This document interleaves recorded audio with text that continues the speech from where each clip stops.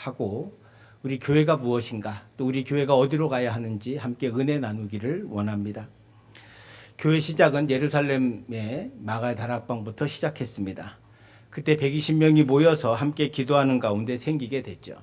그러니까 교회가 생기는 데는 세 가지 원리가 있습니다. 첫 번째는 함께 모이는 것입니다. 혼자는 교회가 될 수 없습니다. 여러 사람이 모여서 함께 있어야 합니다. 그래서 우리 교회가 모이기에 힘써야 하는 거죠. 그래서 함께 모일 때 첫 번째고요. 두 번째, 모여서 뭘 하냐? 기도하는 것입니다. 모여서 함께 기도하는 거예요. 초대교회 120명도 주님께서 승천하시면서 예루살렘을 떠나지 말고 이곳에 있으면서 성령을 기다리라고 했습니다. 그래서 이 사람들이 뭐 했냐? 집에서 잠자지 않았다는 거예요.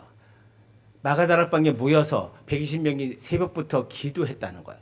하루 한 게 아닙니다. 계속 기도했던 거죠. 기도했을 때 성령의 때가 참에 성령께서 그들에게 임하셨습니다. 그래서 세 번째는 성령의 임재가 있어야 합니다.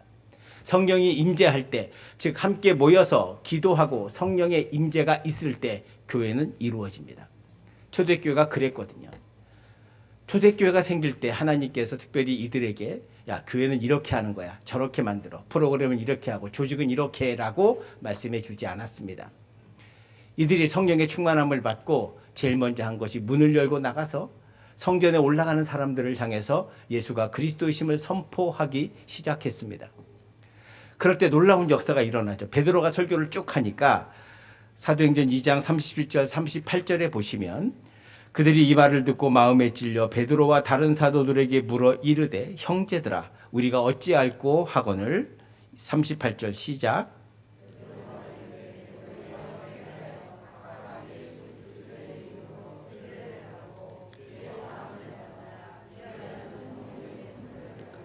아멘.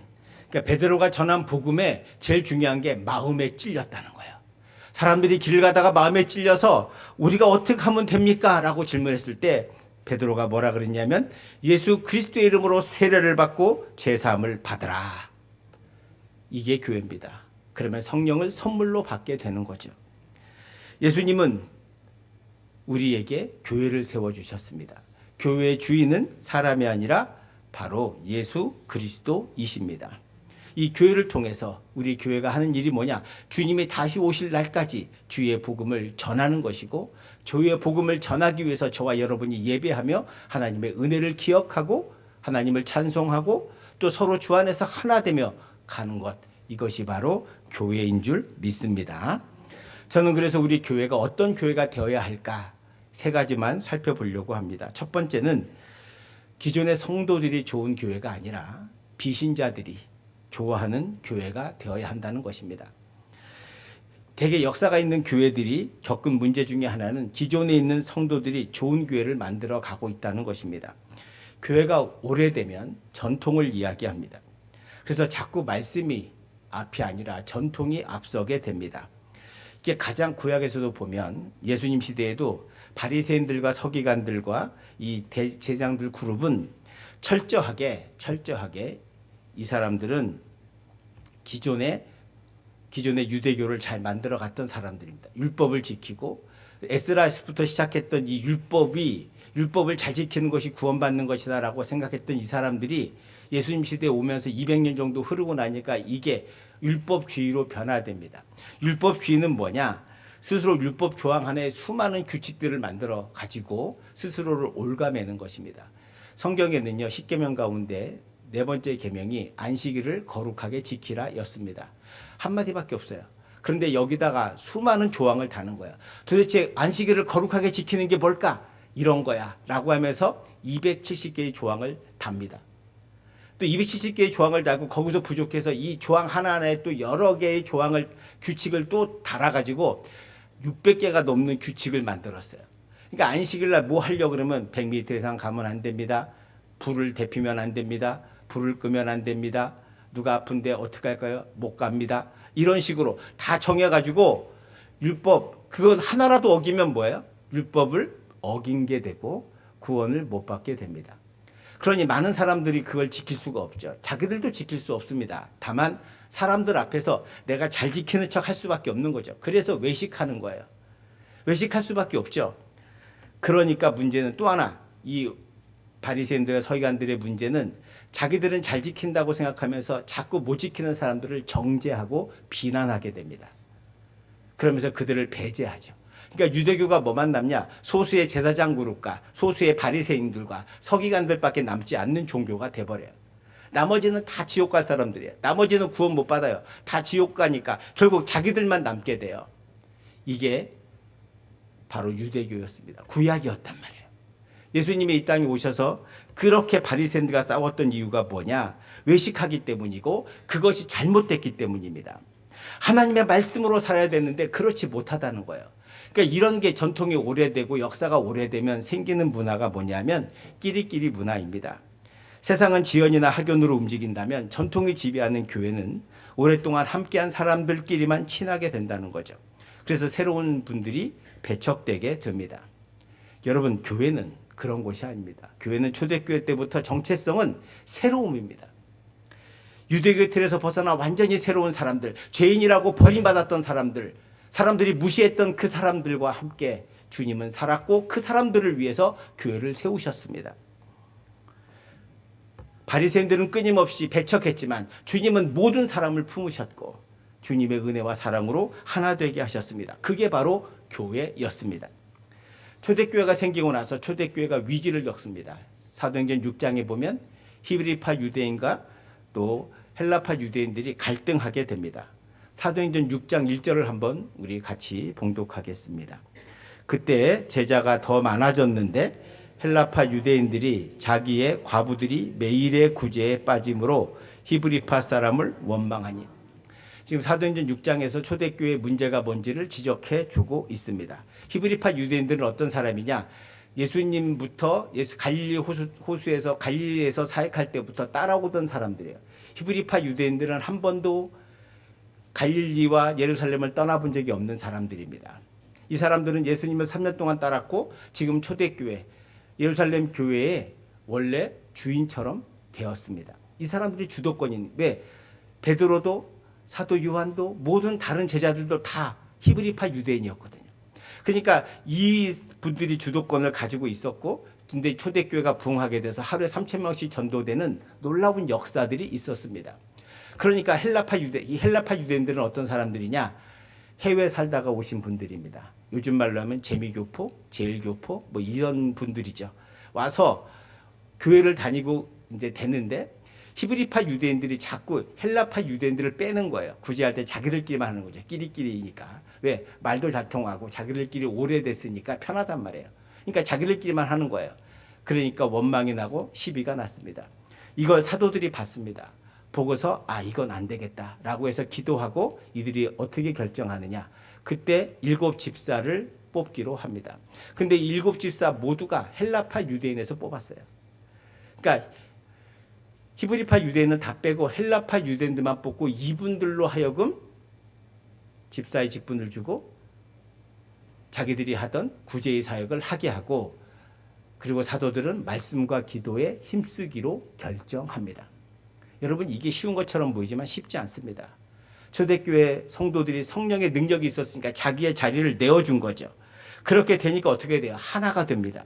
그게 바로 사도행전 2장 46절에 7절의 모습이에요.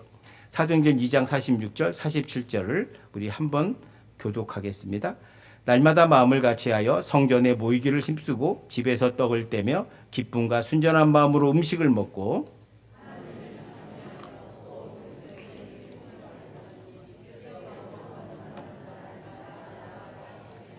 아멘. 우리 부민교회가 이런 교회 되기를 축원드립니다. 축원드립니다. 이런 교회 될 수 있도록 힘씁시다. 교회는요, 서로 마음을 같이하여 하나 되는 곳입니다. 성령의 능력으로 하나 되는 거죠. 근데 교회는 제가 말씀드렸죠, 처음에 교회는 기존의 성도들이 자신의 자리를 내어줘야 되는 거예요. 본인의 불편함을 감수하셔야 되는 거예요. 그리고 새 가족에게 자기 자리를 내어줄 수 있어야 돼요. 이게 초대교회였거든. 그래서 저는 우리 부민교회가 비신자가 다니고 싶은 교회가 되기를 기도합니다. 여러분, 새 가족이 아무리 와도 적응 못하고 그분들이 불편하면 결국 교회를 떠나게 됩니다. 그들이 마음문 안 열었다고 말하지만 사실 교회를 처음 와서 예수를 믿는데 어떻게 마음문이 활짝 열립니까? 먼저 믿은 우리가 열어야지. 그렇지 않아요? 누가 문을 열어야 됩니까? 새 가족에게 문을 열라고 합니까? 아니요. 오래 믿은 저와 여러분이 먼저 열어야 할 줄로 믿습니다. 현대인들은 많은 상처를 받고 옵니다. 교회 오시는 많은 분들이 왜 오냐? 교회는 뭔가 좀 다르기를 원합니다. 세상과 다르고 세상과 경쟁과 싸움과 갈등 속에 지쳐서 정말 예수 믿으면 좀 편해질까? 예수 믿으면 좀 안식을 얻을까? 좀 치유되고 위로받을까 하고 온단 말이에요. 그런데 만약 교인들이 서로 싸우고 갈등하고 배척하고 한다면 누가 교회를 다니겠습니까? 아무도 다니지 않습니다. 그러므로 저는 우리 부민교회가 주님의 은혜와 사랑으로 치유되고 우리 성도들이 오래되신 분들이 새로 오신 분들을 맞이하고 그들에게 자리를 내어주는 정말 비신자가 좋아지는 교회가 되기를 축원드립니다. 이런 교회가 될 수 있도록 여러분 기도해 주시고 우리가 만들어 갔으면 좋겠습니다. 여러분 혹시 오래 다니신 분들이 한번 다른 교회 한번 한 달만 가서 새신자로 살아보세요. 새신자로 사는 게 얼마나 힘든가. 여러분 다른 교회 가보시면 오래 다닌 분이 다른 교회 가잖아요. 정말 어색합니다. 오래 다녔지만 얼굴도 다르고 낯설고 이게 되게 어색하거든요.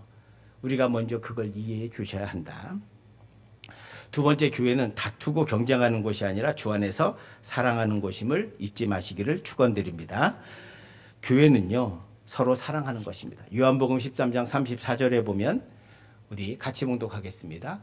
새 계명을 너희에게 주노니 서로 사랑하라. 내가 너희도 서로 사랑하라. 아멘. 여러분 이 말씀 잊지 마시고 서로 사랑하는 교회가 되기를 축원드립니다.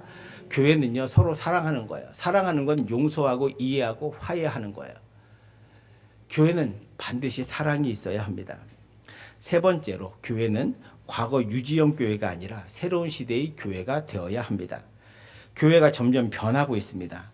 이제 교회는 과거를 유지하는 것으로만 이루어지면 결국 교회는 쇠퇴하게 됩니다. 교회가 부흥하는 것은 초대교회가 구약에서 신약의 교회로 변했던 가장 큰 변화의 비결이 뭐냐? 그것이 성령의 능력을 받아 그 교인들이 변화되었거든요.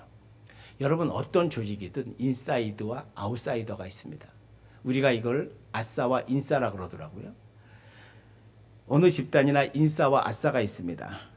인싸가 되고 싶어서 언저리를 맴도는 사람에게 공통점이 있습니다. 그러니까 인싸는 항상 자기의 기득권을 중요시하고 그리고 교회에서 인싸는 항상 자기가 주도권을 갖는 것처럼 활동합니다. 이들은 누구보다도 종교적인 열심이 있고 또 열심히 했습니다. 근데 문제는 종교적 열심이 외적인 것이면 안 된다는 거예요. 그러니까 남한테 보여주고 내가 열심히 하면 복을 받는다. 이거는 잘못된 신앙입니다. 미신적 신앙이라고 제가 말씀드리고 싶어요. 이미 우리는 하나님의 은혜와 복을 받은 사람들입니다. 내가 하나님의 은혜 받은 것, 구원받은 것이 내가 뭘 잘해서가 아니란 말이에요. 하나님의 은혜로 구원받았어요. 여러분 예수님 당시에 인싸는 제사장들, 바리새인들, 서기관들이었습니다. 예수님은 영원한 아싸였습니다. 예수님은 아싸였고 늘 갈릴리 호수에서 맴돌았습니다. 인싸들이 뭐라 그러는 줄 아세요? 예수님한테 야 갈릴리에서 뭐 선한 게 나오겠냐 라고 무시했습니다. 근데 주님은 그들에게서 배척당한 가난한 자들과 병든 자들과 세리들과 이런 약한 자들과 함께 하셨고 그들에게 진정 필요한 것이 교회임을 아셨고 구원임을 아셨습니다. 그분들을 치유하시고 회복해 주셨습니다. 아싸는요 변두리를 맴돌죠. 중심에 못 들어갑니다. 벽을 느끼죠. 아까 말씀드린 것처럼 벽을 허물어 주는 건 인싸가 허물어 주어야 합니다. 아싸가 허무는 건 아닙니다. 바울은 아싸였습니다. 그는 사도도 아닌 거라고 많은 사람들이 비난했고 그리고 아싸였던 바울은 항상 사람들에게 비난받고 그리고 도망다니면서 복음을 전했습니다. 근데 그거 상관없었습니다. 주님의 영광을 위해 자신이 망가지는 거 두려워하지 않았거든요. 열심히 복음 전했습니다. 초대교회 성도들 소수만 빼고 다 아싸였습니다. 바나바도 아싸였고 스데반도 아싸였습니다. 그들은 인싸가 되려고 하지 않았고 주님 안에서 하나가 되었습니다. 교회가 새로워진 초대교회가 새로워진 건 초대교회가 놀랍게 변화된 건 이거예요. 아싸와 인싸가 사라졌기 때문입니다. 전 우리 부민교회가 인싸와 아싸가 사라지기를 축원드립니다. 아멘. 정말로 사라지길 축원드립니다. 우리 안에 인싸와 아싸는 없습니다. 오직 주님의 자녀들만 있는 거죠. 초대교회가 새로워진 것은 바로 여기에 있습니다. 우리 모두는 인싸이고 우리 모두는 아싸이기도 합니다. 누가 누구를 내가 더 오래 다녔다고 주인이라고 생각하지 마세요. 주인 의식을 모두 갖는 건 중요합니다. 그러나 주인은 예수 그리스도이십니다.